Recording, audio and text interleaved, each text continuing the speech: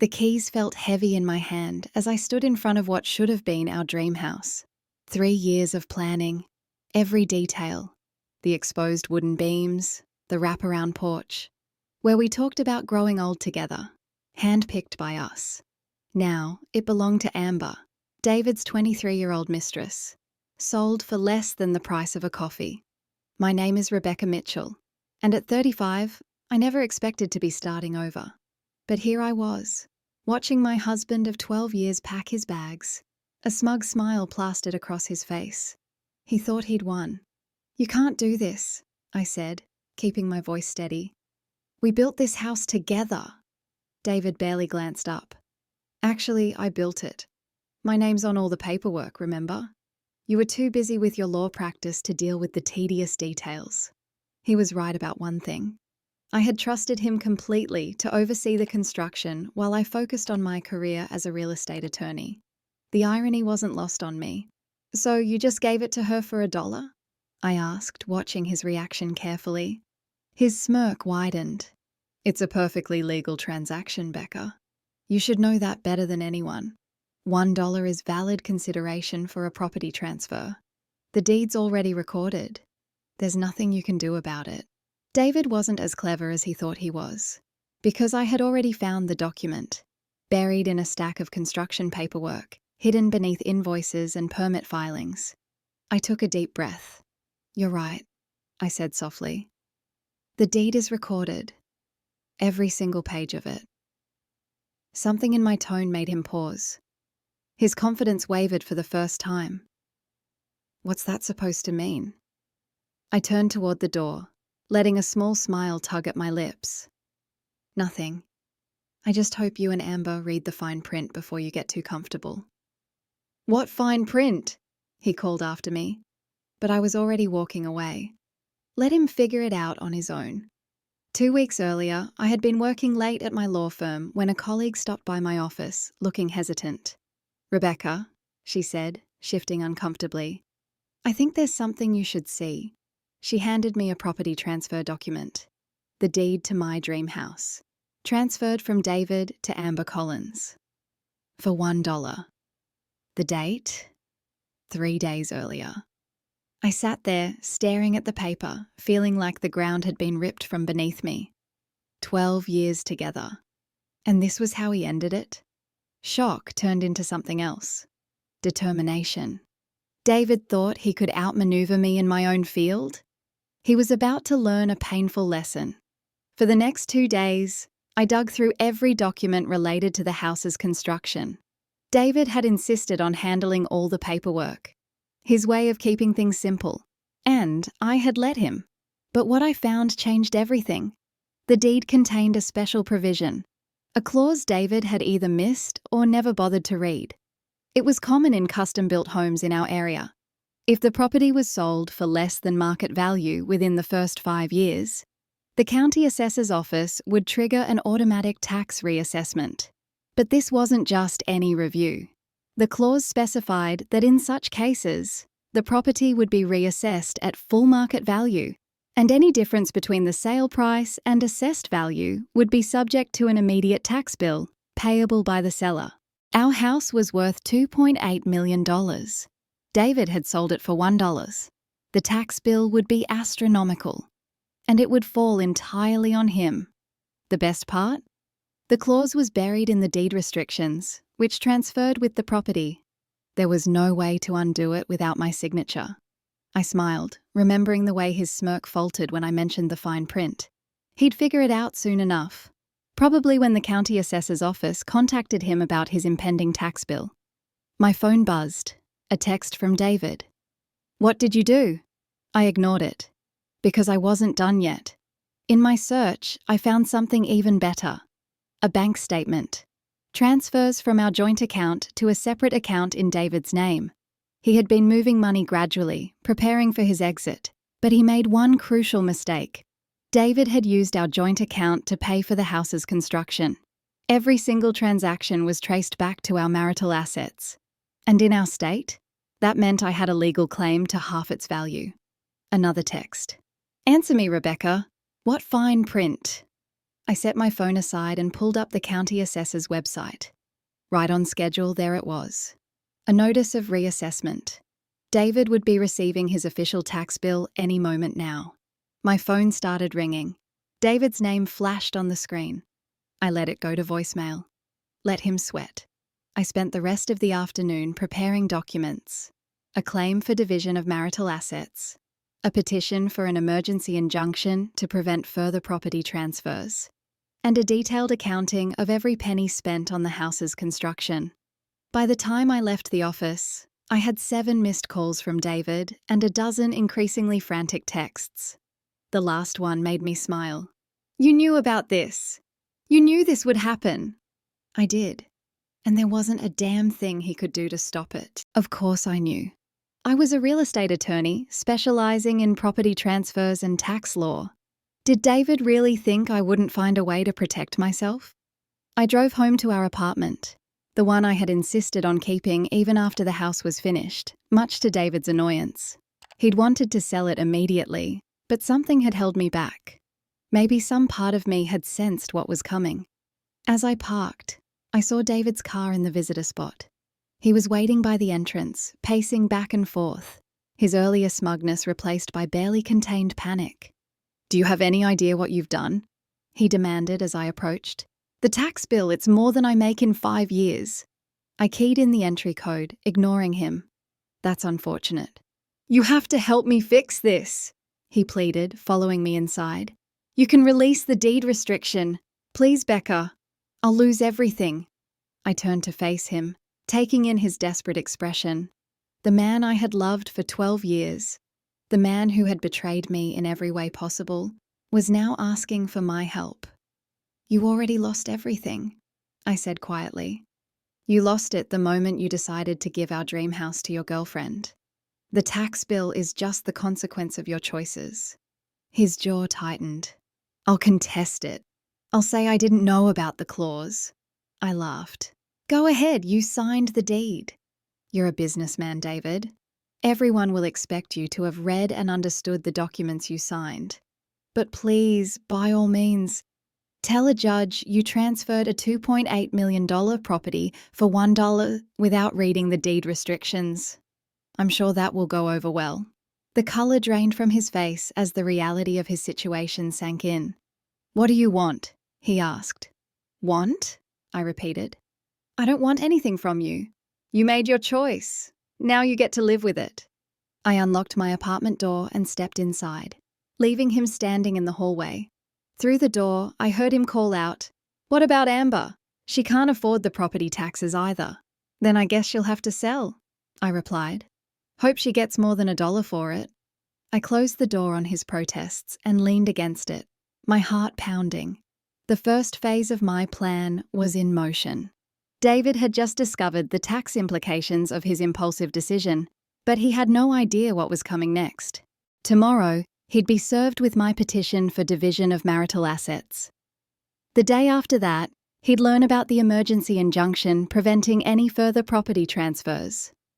And by the end of the week, he'd realised that his attempt to hide our joint funds was about to backfire spectacularly. My phone buzzed again.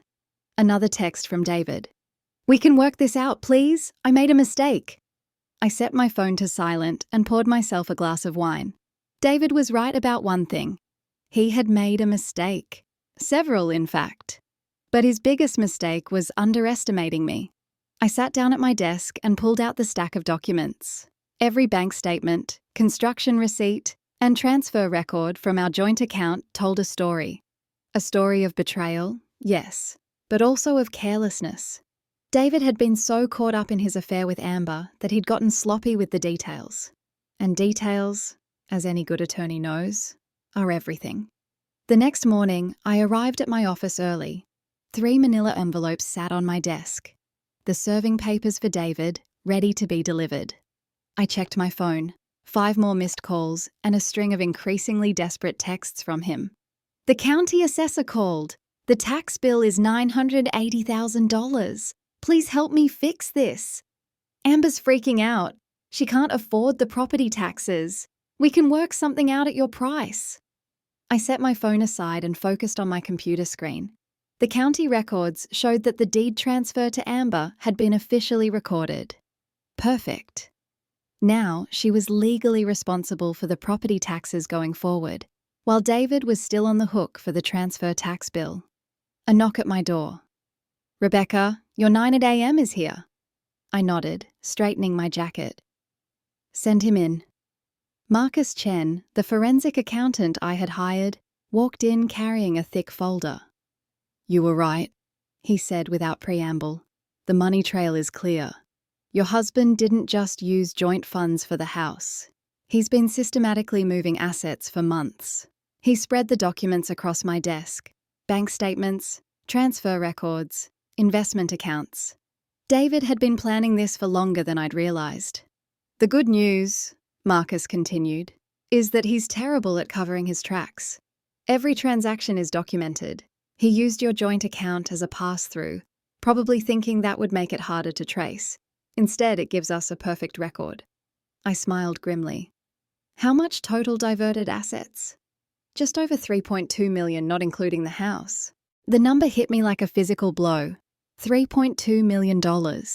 All those years of building our life together, and David had been planning to take it all. My phone buzzed again. Another text from David. "The bank is threatening to freeze my accounts. What did you do?" What I'd done was file a request for emergency asset freeze as part of my divorce petition. Given the evidence of his financial maneuvering, the judge would grant it immediately. "The timing works in our favor," Marcus said, gathering his papers. "Most of these transfers happened after he started his relationship with Amber. We can argue this was premeditated fraud." I thanked Marcus and walked him out. When I returned to my office, a new email from the county assessor's office was waiting. The property transfer review was complete. The official tax bill would be issued today. Right on cue, my phone rang. This time, it was Amber. "Miss Mitchell." Her voice was shaky. "I need to talk to you about the house." "You mean your house?" I kept my tone professional. "The one you bought for $1? I didn't know," she blurted out. "About the tax thing. David never told me. I can't afford the property taxes, and the bank won't give me a loan because you have no equity in the property." I finished for her. "Since you only paid $1 for it." "Please," she said, her voice cracking. "I don't know what to do. David says his accounts are frozen, and I don't have that kind of money." I leaned back in my chair, thinking about the young woman on the other end of the line. She was barely older than my youngest sister. "Sell it," I said finally. "That's your best option. The property taxes are due in 30 days. If you sell now, you can use the proceeds to pay them and walk away with something." "But won't David be mad?" she asked hesitantly. I almost laughed. "David's anger is not your problem anymore, Amber. He used you as a pawn in his game, and it backfired. My advice? Get out now while you still can." There was a long pause. "You tried to take the house back," she said softly. "That's why he put it in your name." "I don't want the house," I replied. "I want what's fair. And right now, you're caught in the middle of something that's about to get very messy. Sell the house, pay the taxes, and move on with your life." After I hung up, I sat there, thinking about how different things looked from just 24 hours ago. David's carefully laid plans were unraveling, and he was about to learn just how thoroughly he had miscalculated. The next few days passed in a blur of legal proceedings. David hired an attorney, one of the best in the city, but even they couldn't dispute the paper trail he'd left. Every transfer, every account, every attempt to hide our marital assets was documented. The tax bill arrived exactly as calculated. $980,000 for the transfer tax, due immediately. David's lawyer tried to argue that the deed restriction was unfair, but the judge didn't buy it. The clause was standard in our area, and David had signed the deed willingly. A week after everything began, I received another call from Amber. "I'm selling the house," she said.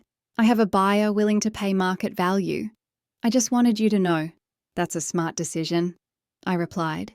"David's furious," she continued. "He says I'm betraying him." That I owe him loyalty after everything he did for me. She let out a bitter laugh, as if she finally understood the trap she'd walked into. I felt an unexpected surge of sympathy for her. You don't owe him anything, Amber, I said. He used you to try to hurt me, and he didn't care what happened to you in the process. After she hung up, I pulled up the latest bank records Marcus had sent over. David's attempt to hide our assets had left a clear trail, one that would ensure everything was divided fairly in the divorce. The house sold 2 weeks later for $2.9 million. Amber used the proceeds to pay the property taxes and walked away with enough to start fresh. I heard she moved back to Oregon. David, meanwhile, was facing the consequences of his actions. The tax bill wiped out most of his liquid assets, and the divorce proceedings exposed the full extent of his financial manipulations. His once sterling reputation in the business community was in tatters. One evening, as I sat in my apartment reviewing settlement documents, my phone buzzed. A text from David. "You've destroyed everything I built." I thought about responding, about pointing out that we had built it together, that he was the one who had chosen to throw it all away. Instead, I set my phone aside and looked out at the city lights. The dream house was gone, sold to a family with 3 kids who would actually appreciate it. The life I planned with David was over, but something new was taking its place, something stronger, built on the foundation of my own resilience. My phone buzzed again. "I never thought you'd fight back like this." That was David's ultimate mistake. He had spent so many years seeing me as the trusting wife, the one who let him handle all the details, the one who never questioned. And he had forgotten who I really was. He had forgotten that I understood property law better than he ever would, that I knew how to protect myself when it mattered. The final divorce settlement was more than fair, an equal division of assets, just as the law required. David's attempts to hide money had only strengthened my position, forcing him to be transparent about every account, every transfer, every lie he tried to bury. 6 months later, I sat in my new office, recently made partner at my firm. The view of the city was spectacular, but what I appreciated most was the sense of peace. The betrayal still stung sometimes, but it no longer defined me. My phone buzzed again, a text from my sister. "Saw David at a restaurant yesterday. He looked terrible. You okay?" I smiled, thinking about how far I had come from the moment I first discovered the property transfer. "I'm better than okay," I replied. "I'm free." And I was. Free from the weight of betrayal. Free from the need to prove anything to anyone.